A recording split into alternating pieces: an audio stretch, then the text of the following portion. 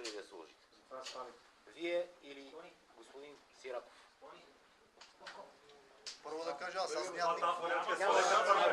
Няма какво да казват. Първо свалете фанелката. Свалете фанелката на Левски, да сваляме ние. Ние ще свалим на проблем. На Левски ще сваля тук нататък този, който ние преценяваме. Това е. Цирковете в тази нашата ситуация са безкрайни. Ставаме по-зле от не от свинете ми, от не знам от кой. Няма как да се случат нещата. Аз то... Слушайте.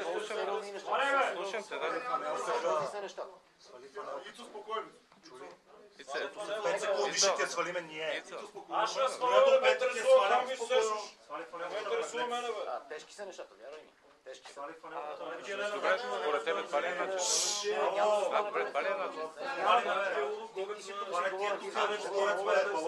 Сваляй фанелката, тия вече написали, сваляй го това.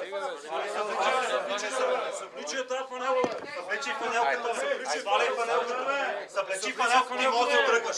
Събличи фанелката. Събличи фланелката и си тръгваш. Фанелката на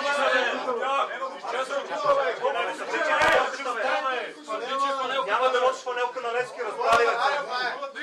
Няма да носиш фанелка.